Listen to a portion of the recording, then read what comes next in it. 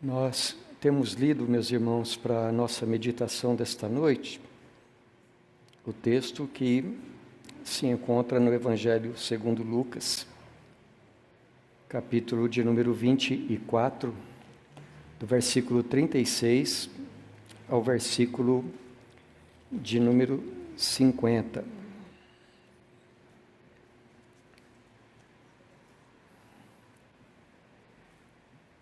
Eu creio que já aconteceu com você num momento qualquer da sua vida, você estar se sentindo um pouco triste e, sem que você esperasse, aparece um amigo. E só o fato desse amigo aparecer faz o teu coração se alegrar. Não é assim? Ou quando acontece de aparecer alguém que você não estava nem esperando, aquilo pode trazer para você alegria também. Embora eu esteja falando assim de fatos que são muito comuns na nossa vida. Mas no texto que nós lemos, meus irmãos, nós estamos lendo sobre aquele que eu penso ter sido o reencontro mais feliz de toda a história da humanidade. O reencontro entre Jesus e os discípulos dele, depois da ressurreição do Senhor Jesus. Alguns dias antes, mais ou menos 8, 10 dias antes, eles e o Senhor Jesus, eles haviam entrado em Jerusalém com muita alegria no coração para participarem da festa da Páscoa. Os discípulos estavam seguindo a Jesus fazia já pelo menos uns 3 anos, e eles já sabiam que Jesus era o profeta, o Messias, o rei de Israel prometido por Deus. Mas os discípulos estavam pensando que quando eles chegassem em Jerusalém, desta vez, Jesus seria reconhecido como rei, seria reconhecido como Salvador. Então eles entraram, eles começaram as comemorações da festa, os preparativos para a festa, mas as coisas não aconteceram do jeito que os discípulos sonhavam. Ao contrário, eles viram o Senhor Jesus Cristo ser traído, acusado falsamente, crucificado, morto e sepultado, de modo que todas as expectativas que eles tinham no coração, de uma hora para outra foram frustradas. E ao invés de se sentirem triunfantes, experimentando a plenitude do reino de Deus, eles passaram muito medo.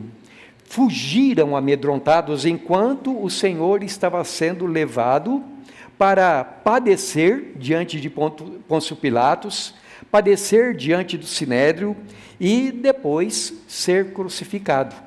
Bem, meus irmãos, já era o 3º dia que isso tinha acontecido.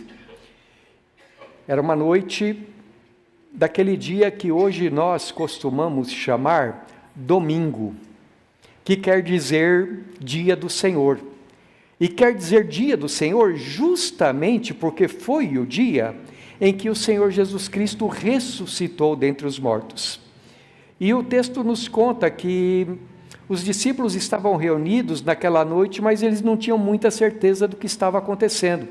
Que, aliás, eles ainda estavam muito amedrontados. É verdade que nas últimas horas havia rumores de que Jesus havia ressuscitado. Mas como é que você vai acreditar numa história dessas? A gente sabe que mortos não ressuscitam, não é mesmo? E então os discípulos estavam ali reunidos, preocupados, falando a respeito dos últimos acontecimentos, quando, sem que eles esperassem, Jesus apareceu no meio deles, dizendo: paz seja convosco. E uma enorme surpresa, então, tomou conta do coração de cada um deles.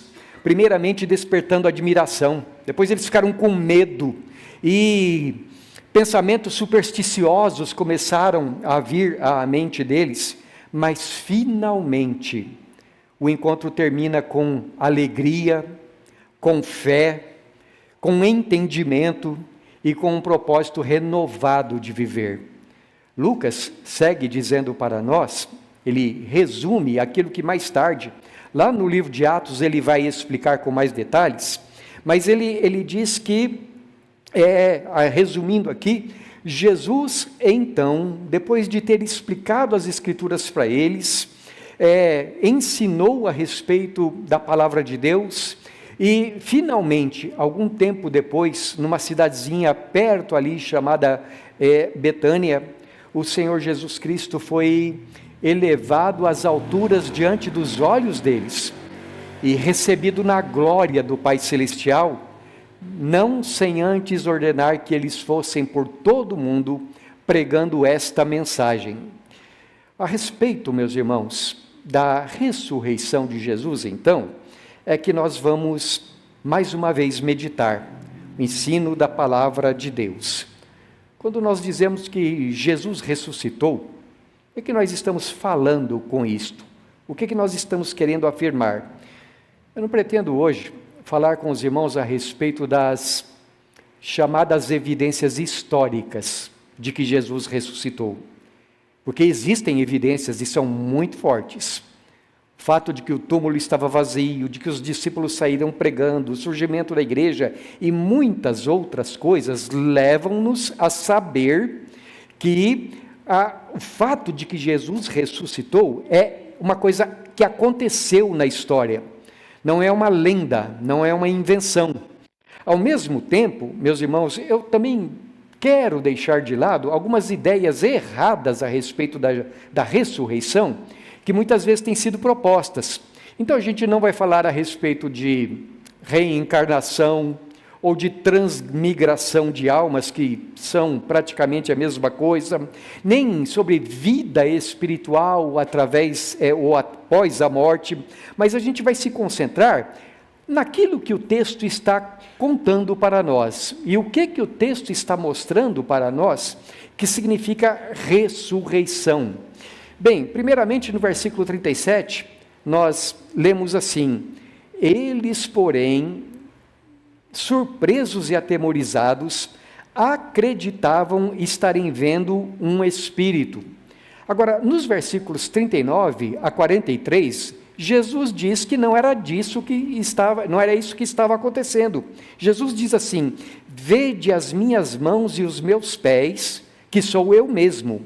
Apalpai-me e verificai, porque um espírito não tem carne nem ossos, como vedes que eu tenho. Dizendo isto, mostrou-lhes as mãos e os pés. E por não acreditarem eles ainda, por causa da alegria, e estando admirados, Jesus lhes disse: tendes aqui alguma coisa que comer? Então lhe apresentaram um pedaço de peixe assado e um favo de mel, e ele comeu na presença deles. Esses versículos, meus irmãos, que nós acabamos de reler, eles mostram para nós, em parte, o que significa ressurreição. Significa a volta do espírito e a vida no mesmo corpo que antes havia morrido. É o mesmo corpo com as suas propriedades humanas. Então, vejam, eles pensavam que poderiam estar vendo um espírito, e Jesus disse: não é um espírito que vocês estão vendo. Olhem para as minhas mãos, as mãos que tinham sido crucificadas, pregadas, feridas ali na cruz. Olhem para os meus pés e vejam que sou eu mesmo. E ele acrescenta: um espírito não tem carne e ossos, como vocês estão vendo. Vocês têm aí alguma coisa para comer? E trouxeram para ele um pedaço de peixe, um pedaço de pão, e ele comeu juntamente com eles. Então, o que eu quero dizer é que Jesus aqui está mostrando que é o mesmo indivíduo, é a mesma pessoa que morreu, que foi sepultada e que agora voltou à vida, capaz de falar, passível de ser tocada, que pode comer, que precisa comer, se alimentar também, beber, ir de um lugar para outro. Agora, eu disse que a gente, nesses versículos, tem uma parte do que significa ressurreição. E eu digo que em parte, porque no versículo de número 51, nós lemos algo mais. Nós lemos que, na última vez que Jesus se reuniu com eles, Jesus diante dos olhos deles, foi elevado às alturas e foi recebido na presença de Deus, lá no céu. No texto de Atos, capítulo 1 e capítulo 2 também, que a gente já tem lido aqui no nosso culto hoje, está escrito que Jesus subiu ao céu e assentou-se à direita de Deus. Isto é, Jesus, ele continuou vivo no seu corpo, e vivo no seu corpo, ele foi para o lado do Pai. Também lemos em Atos capítulo 2, que de lá, do lado direito do Pai, Jesus derramou o seu Espírito Santo sobre a igreja. Se nós continuarmos a ler Atos dos Apóstolos, nós vemos que Jesus está lá, à direita do Deus Pai, e cada vez que um crente em Jesus parte desse mundo, é recebido pelo próprio Senhor Jesus lá na glória. E é lá da glória que Jesus voltará para nos ressuscitar também e para julgar o mundo. Na Bíblia, nós lemos algumas histórias que podem ser descritas corretamente com ressurreição dos mortos. Por exemplo, nós lemos que Jesus ressuscitou Lázaro. Nós lemos que Jesus ressuscitou o filho de uma mulher viúva na cidade de Naim. Nós lemos a respeito da ressurreição de uma menininha, que Jesus também realizou. Lemos a respeito da ressurreição de uma moça chamada Dorcas. Mas nenhuma dessas histórias, ainda que sejam verdadeiras, elas estão descrevendo para nós ressurreição, no sentido em que nós estamos falando aqui. E por que eu digo isto? Porque cada uma dessas pessoas que foi ressuscitada dentre os mortos, tornou a morrer. E então essas pessoas foram sepultadas e estão de igual modo aguardando o dia em que o Senhor Jesus Cristo voltará. Por exemplo, em João capítulo 11, quando Jesus ressuscita Lázaro, ele explica para a irmã de Lázaro que o que ele faria naquele dia era, por assim dizer, um antegosto, um experimentar antecipado, algo que poderia ilustrar, uma antecipação para nós do que vai acontecer no último dia, no dia do juízo. Mas ainda não era uma ressurreição, a ressurreição de Lázaro, uma ressurreição completa. Quando a gente fala de ressurreição, no sentido em que estamos falando a respeito de Jesus, significa levantar dentre os mortos para nunca mais morrer. Eu peço que você, por favor, abra a sua Bíblia agora, lá em Romanos capítulo 6.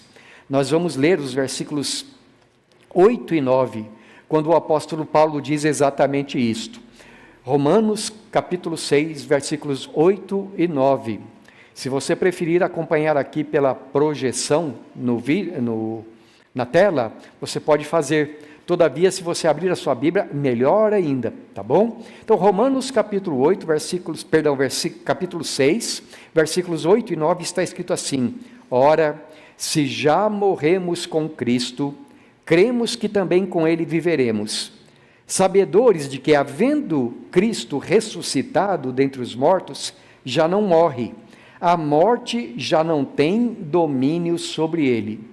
Se você olhar ali para o contexto de Romanos capítulo 6, desde o versículo 1, você verá que quando nós cremos em Jesus Cristo, quando nós abraçamos pela fé o fato de que Jesus morreu na cruz pelos nossos pecados, é como se nós próprios estivéssemos morrendo ali na cruz, que os nossos pecados estavam ali na cruz sendo castigados de uma vez por todas. Então nós somos unidos a Jesus pela fé, na sua morte, no nosso lugar. Agora Paulo acrescenta, então, uma vez que nós já estamos mortos com Cristo, morremos através da fé, nós cremos que com Ele viveremos. E aí ele faz um acréscimo, e é isso que nós queremos destacar. Sabedores, versículo 9, de que, havendo Cristo ressuscitado dentre os mortos, já não morre. A morte já não tem domínio sobre ele. Por isso, meus irmãos, que também, em outro lugar, o apóstolo Paulo fala que Jesus é as primícias da ressurreição. Quer dizer, é o primeiro fruto de uma grande colheita. Jesus é o primeiro que ressuscitou para nunca mais morrer. E nós ressuscitaremos também com Ele, se nós vivemos com Ele unidos agora, através da fé.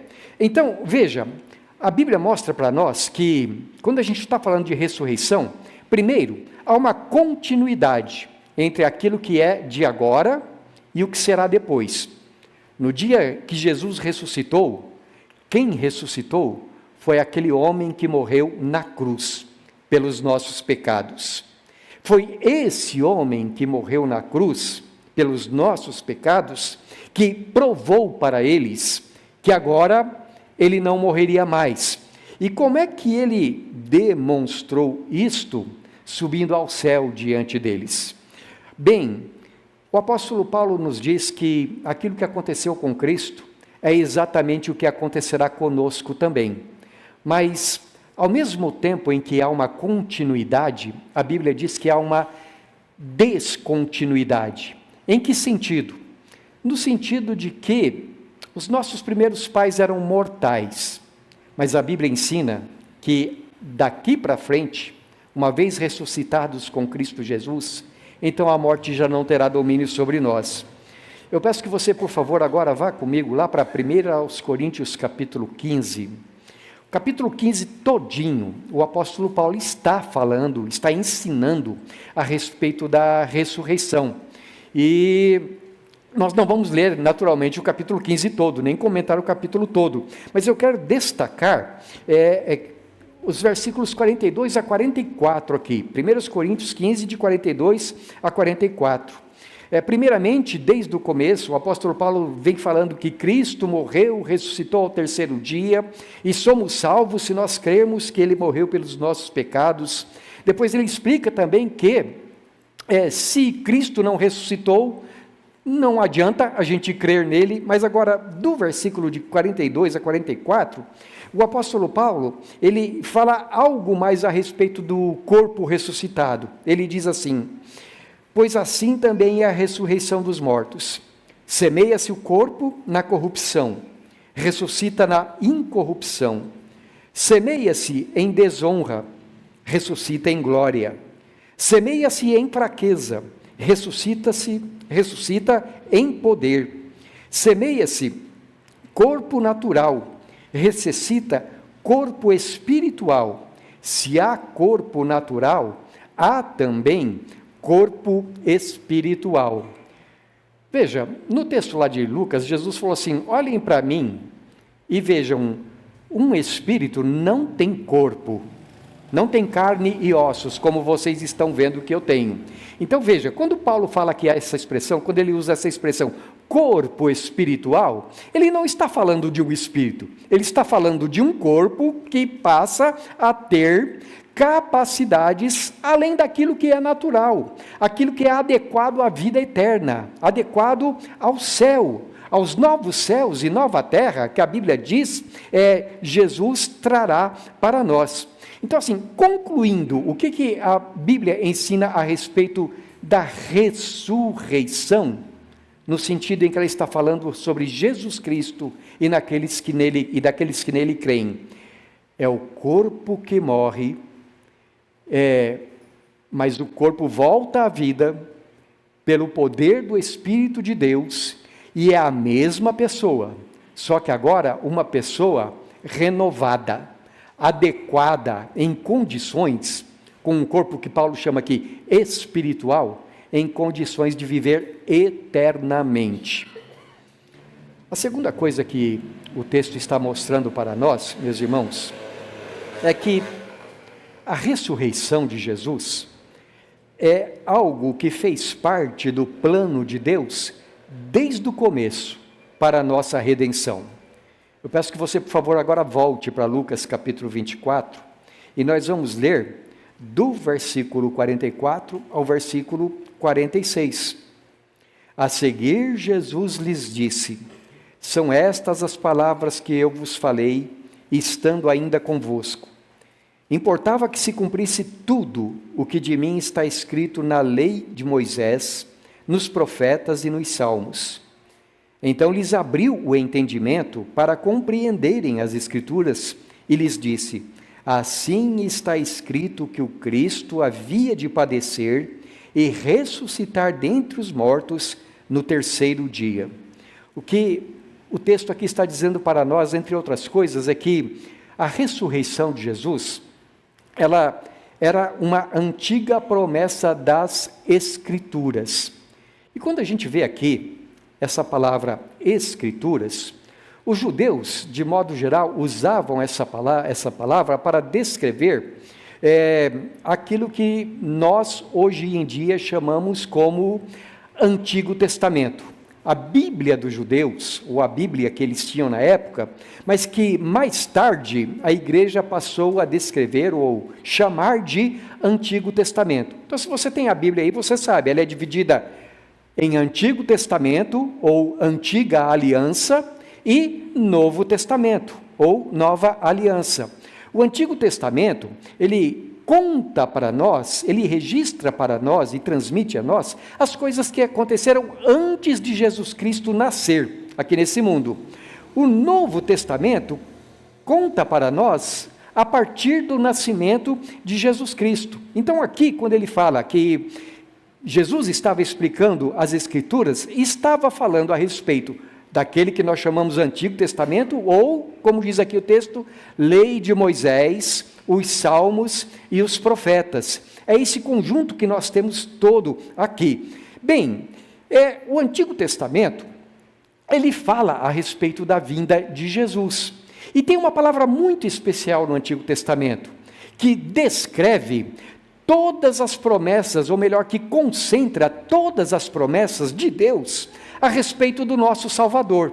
Essa palavra é Cristo. Essa palavra, embutido nessa palavra Cristo, Deus diz lá no Antigo Testamento que seria alguém enviado do céu, mas que também seria homem, que seria alguém que traria a palavra de Deus para nós, mas que também, além de ser um profeta de Deus, seria o nosso grande sacerdote diante de Deus. Mais do que isso, ele não seria apenas um sacerdote, ele seria o próprio sacrifício para Deus, para satisfazer a justiça de Deus.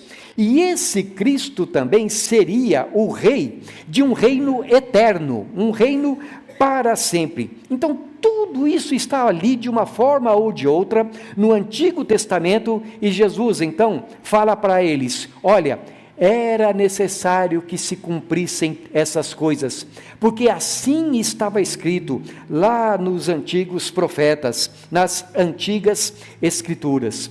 Então você percebe, Jesus diz aqui: está escrito que o Cristo deveria padecer. Mas tem uma implicação. Quando ele usa aqui a palavra padecer e ressuscitar, tem uma implicação.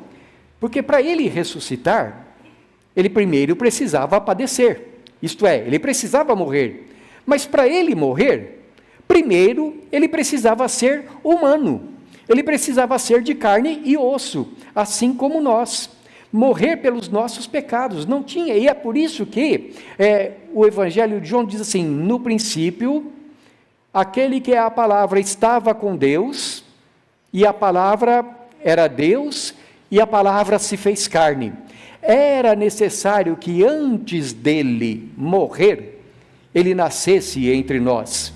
Mas tem uma quarta coisa que precisava acontecer, é que depois de ter consumado, ou de ter feito toda a sua obra, ele precisava voltar para o céu.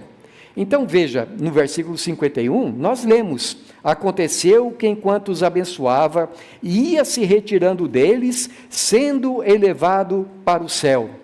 Se você olhar para as Escrituras Sagradas, você vai ver que o plano de Deus sempre foi esse para a nossa salvação. Primeiro, que o Filho dele viveria, nasceria entre nós. A gente chama isso de encarnação. A segunda coisa, que seria que ele deveria morrer no nosso lugar, pelos nossos pecados. E a gente chama isso de expiação. Em terceiro lugar, ele precisava para nos dar salvação, ressuscitar dentre os mortos. E a gente chama isso de ressurreição. E a última coisa é que ele precisava ser recebido de novo no trono de Deus. Glorificação. Essas 4 palavras descrevem o plano redentor de Deus para nós. Jesus veio de acordo com aquilo que Deus falou que iria acontecer. Bem, meus irmãos, eu disse para vocês, no início da nossa meditação, que eu não iria falar a respeito de evidências históricas e nem vou, mas quando nós olhamos para as evidências históricas, e já houve muita gente que fez isso através dos 2000 anos de história da igreja, a conclusão lógica que nós podemos chegar, a conclusão racional, é que tudo que a Bíblia está dizendo é verdade. Quando os discípulos, por exemplo, lá no dia do Pentecostes disseram, olha, Jesus foi morto, foi crucificado, foi colocado lá no túmulo, vão lá olhar o túmulo. Todos sabiam em Jerusalém que o túmulo estava vazio. E todos sabiam também que não eram os discípulos que haviam roubado, muito menos os soldados romanos. Não tinha outra explicação. Aliás, a Bíblia diz que Jesus, depois que morreu e que ressuscitou, ele apareceu para cerca de 500 pessoas. Muitas pessoas testemunharam que ele estava vivo. Bem, eu não preciso ficar multiplicando aqui as evidências históricas, mas ao mesmo tempo em que, através de toda a história da igreja, houve sempre pessoas que creram na ressurreição de Jesus, você sabe, tem muita gente que também não crê. E não crê não é por causa de uma questão de lógica ou de falta de evidência. O texto mostra para nós que para a gente crer na ressurreição de Jesus, para a gente crer naquilo que a Bíblia diz, precisa acontecer conosco a mesma coisa que aconteceu com os discípulos naquele dia. Jesus precisa abrir o entendimento das pessoas. As pessoas só podem entender se acontecer este milagre de Deus na vida dela. Então veja, depois que Jesus mostrou que estava realmente vivo, Jesus, diz o texto, abriu o entendimento deles, isto é, iluminou a mente deles, para que eles finalmente pudessem entender o que as Escrituras já haviam falado a respeito dele, que ele deveria sofrer, no sentido de morrer, e ressuscitar ao terceiro dia. E foi somente aí que os discípulos começaram a ter uma nova luz na vida deles, que eles passaram a entender a palavra de Deus, iluminados por uma nova percepção, com base naquilo que Jesus tinha ensinado e nas coisas que Jesus fez. Uma iluminação que Jesus também ensinou, mais tarde seria ampliada quando ele subisse ao céu e derramasse o seu Espírito Santo sobre a igreja. Uma iluminação de alma que só pode ser dada por Deus. Eu quero citar 2 textos da Bíblia Sagrada que mostram para nós isto que eu estou afirmando. Primeiro, através de a descrição de um acontecimento, e depois através de uma afirmação doutrinária. O primeiro texto que eu quero citar, meus irmãos, nós já lemos hoje, mas vamos voltar lá, Atos capítulo 2, versículos 30 e 32 agora, 30 até 32, a gente vai ler. Aqui o apóstolo Pedro está explicando, à luz do Salmo de número 16, que foi escrito pelo rei Davi, Pedro está explicando a ressurreição de Jesus. Então, naquele salmo que Pedro comenta um pouco antes, o rei Davi havia escrito que Deus não permitiria que a sua alma fosse entregue à morte, ou deixada na morte. Não permitiria que o corpo do seu servo visse a corrupção, isto é, não permitiria que o corpo do seu servo se decompusesse ali na sepultura. Então Pedro, comentando o salmo, ele explica: irmãos, deixe-me falar claramente com vocês. Davi morreu, foi sepultado, e o túmulo dele está aqui entre nós até hoje. Mas então, o que acontece?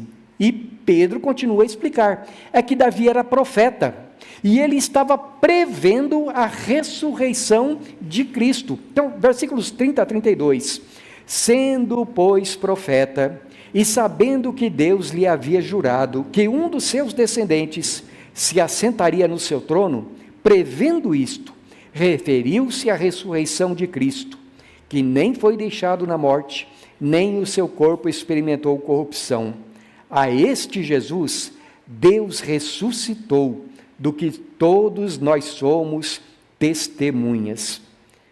Por que Pedro entendeu dessa maneira, meus irmãos? Ele só pôde entender porque as palavras do Salmo haviam literalmente se cumprido em Cristo. E porque agora ele tinha uma posse de entendimento que tinha sido dada pelo próprio Senhor Jesus. Então, primeiramente, a gente tem um exemplo disto.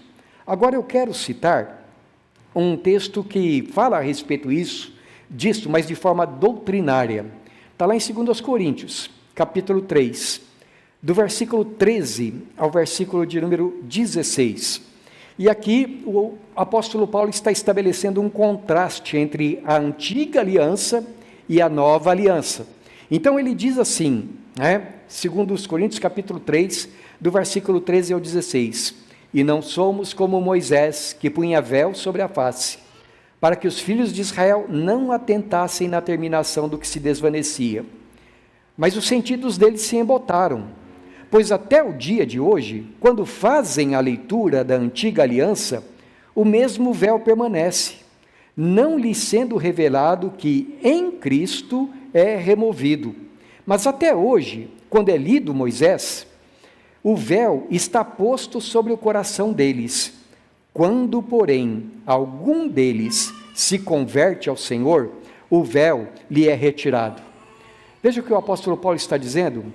Há pessoas, ele afirma, que tomam a Escritura nas mãos, mas não entendem o que ela está dizendo. É como se tivesse um véu sobre o rosto dessas pessoas. Então elas leem e elas não conseguem ver Cristo nas Escrituras. Porém, quando elas se convertem, então o véu é tirado. E aí elas podem entender.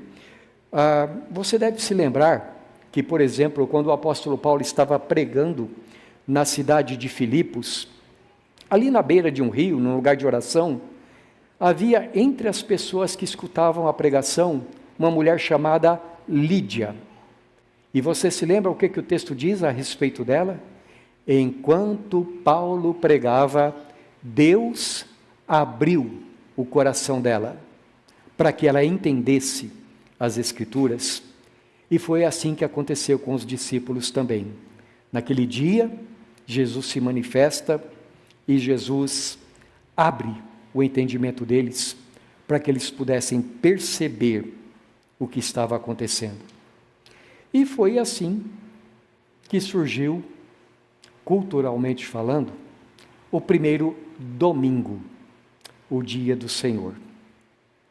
Vamos concluir a nossa meditação, meus irmãos. A ressurreição de Jesus Cristo, desde o Antigo Testamento, ela foi anunciada como parte de um plano maior, um plano de Deus para a nossa redenção.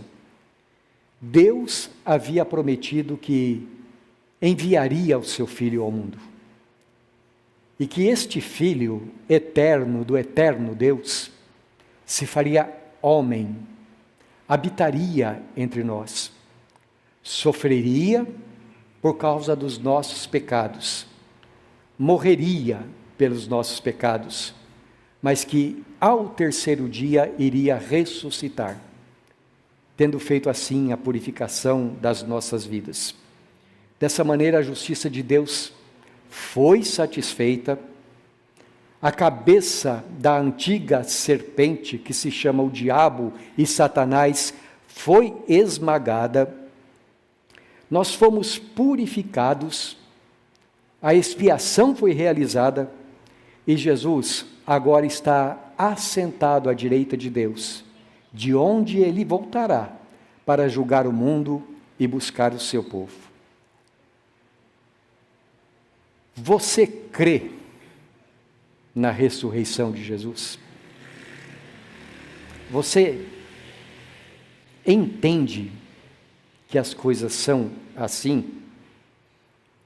Diante da ressurreição de Jesus, quais as implicações disto para a nossa vida, se nós cremos? A primeira delas, alegria e fé. O texto nos diz que eles ficaram tão alegres que eles nem conseguiam acreditar.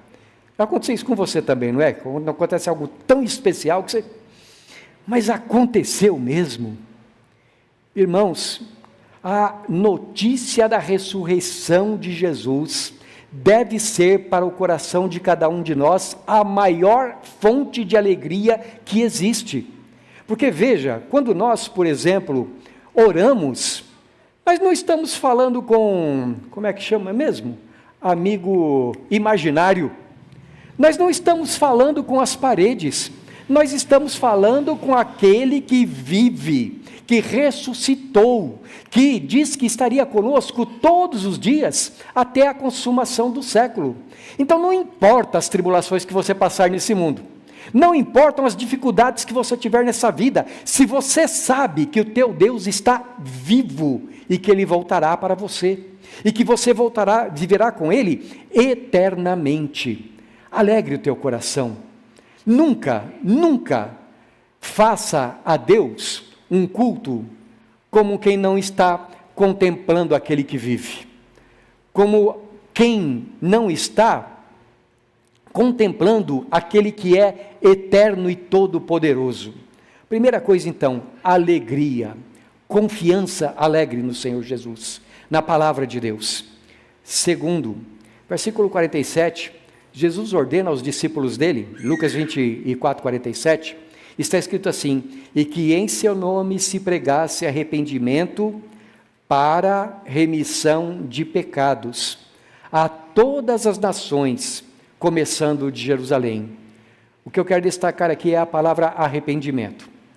Jesus disse que havia morrido pelos nossos pecados.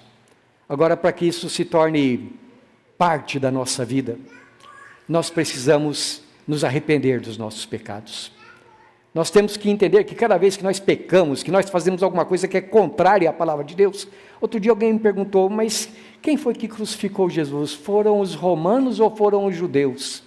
E a resposta é aquela que a palavra de Deus dá: nós colocamos Jesus na cruz, por causa dos nossos pecados.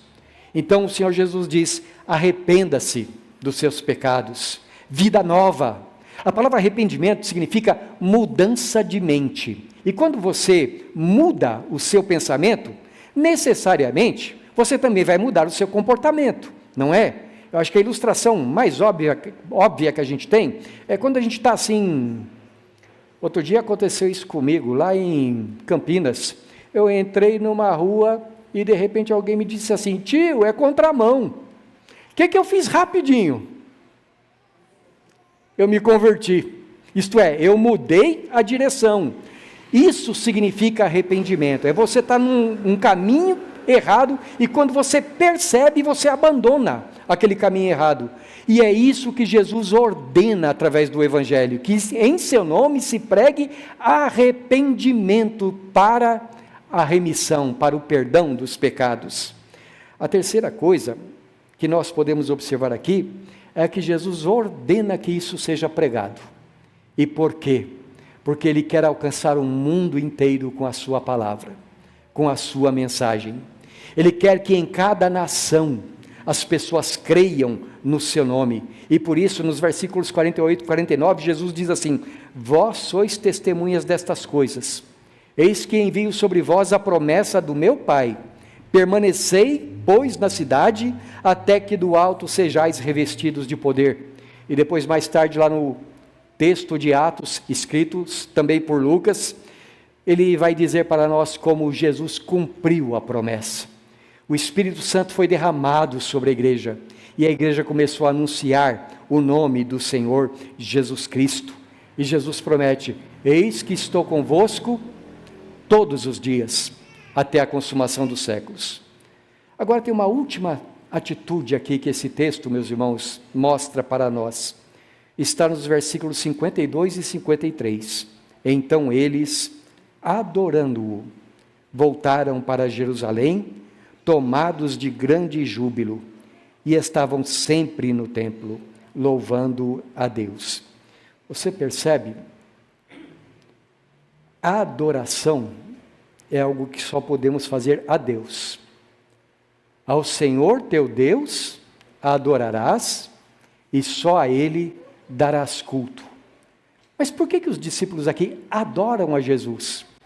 Como nós fizemos no começo do nosso culto, quando nós cantamos dai glória, ou com glória coroai. Por que nós podemos adorar Jesus? Porque, como o nosso irmão Carmo orou e a Escritura diz, Ele é Deus, tanto quanto Deus Pai, Ele é divino. Então Ele recebe o culto, Ele recebe a adoração. Tanto o Pai quanto o Filho são dignos do nosso louvor, o texto diz para nós. E podemos acrescentar, assim como o Espírito Santo. O céu é um lugar para quem gosta de adorar a Deus. A vida eterna é para aqueles que sabem louvar o Senhor. Agora a gente não vai ficar esperando o céu para louvar a Deus, não é mesmo? Os discípulos não ficaram esperando. Eles adoraram Jesus ali mesmo. E depois o texto segue dizendo que eles estavam sempre no templo, louvando a Deus.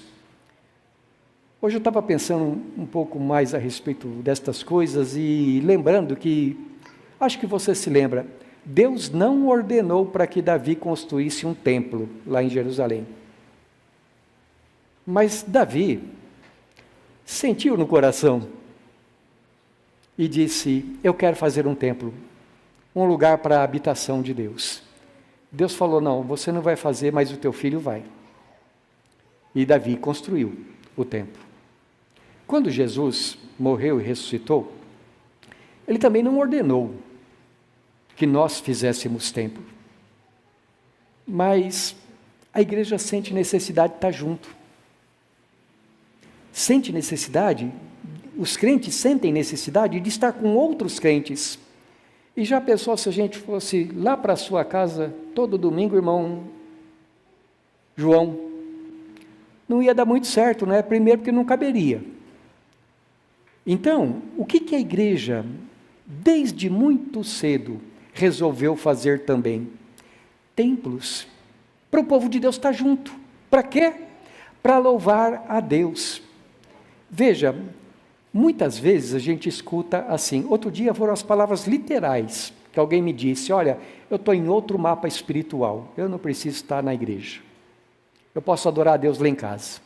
Pode, é claro que você pode adorar a Deus em casa. Aliás, você deve adorar a Deus em casa. E no trabalho, e onde quer que você estiver. Mas nada substitui o ajuntamento do povo de Deus. A igreja adorando junta. O Éricles tocando e o coral cantando, e a igreja também.